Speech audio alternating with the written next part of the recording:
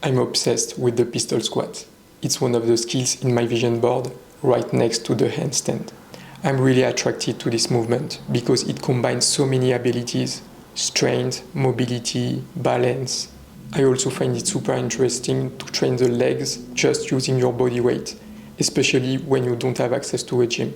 This movement transfers really well to other movements like jumping or running, and it opens the door to learning cool variations like the dragon squat. But beyond that, I think that's a skill that can be important to develop, especially as we age, because it keeps us strong and mobile.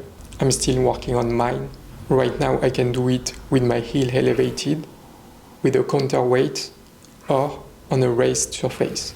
But as soon as I try it on the floor, without assistance, I fall. Mostly because of my lack of ankle and hip mobility.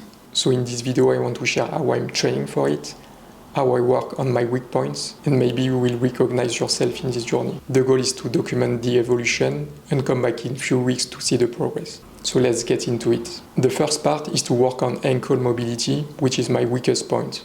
I first start by massaging my feet. Here I'm using this wooden tool, which is quite hard and textured.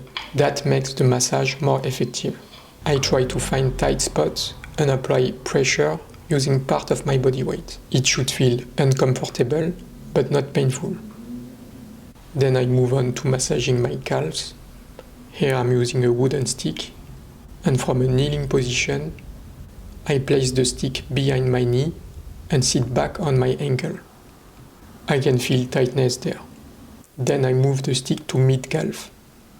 Finally, I use the stick to massage the rest of the calf down to the Achilles, which can feel very tight. Then I move to some toe and calf stretching.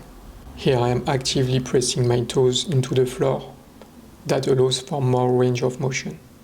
Same thing with the calf stretch. I'm pressing into the ground with my toes, and I can feel my calves working in hand range.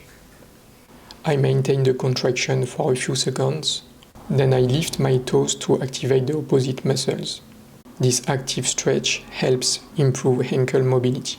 Then I finish with loaded ankle mobility work, focusing on plantar flexion and dorsiflexion. This next exercise is designed to improve ankle mobility in a position similar to the bottom of a pistol squat, which makes it very transferable. I place a kettlebell on my knee to help drive the knee forward over the toes. I also use this weight to push into plantar flexion and work the calf muscles through a deep range of motion.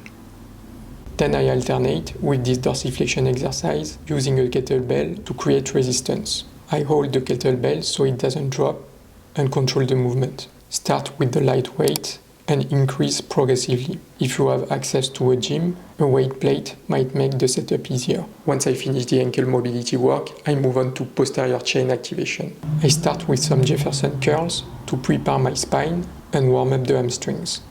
This movement helps me gain a deeper range in hip flexion.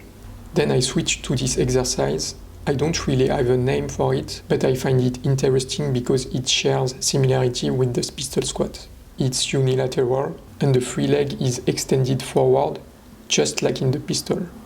The intention here is to go low by hinging at the hips and flexing the knee.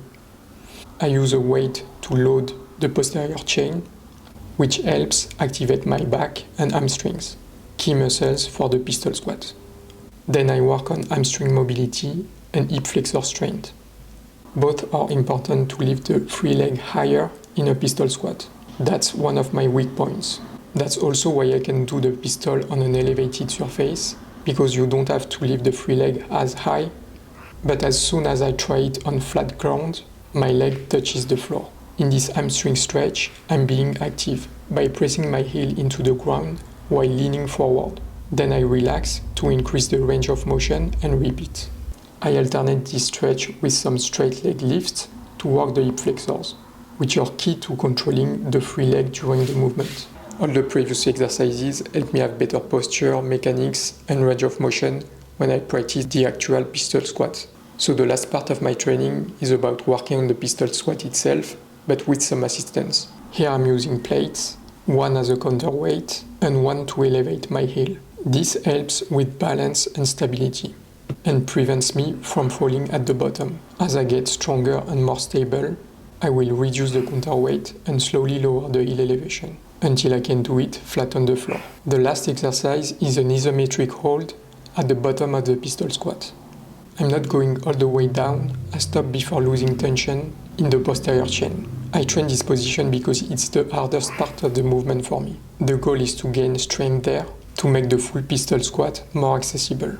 I hope this video gave you some ideas for your own pistol squat training. I've chosen these exercises because they are giving me the most stimulus and progress right now. The plan is to stick with this routine, stay consistent, and see how I evolve over the next few weeks. So if you are curious to follow that journey, feel free to subscribe. I will be sharing an update in a future video. See you soon.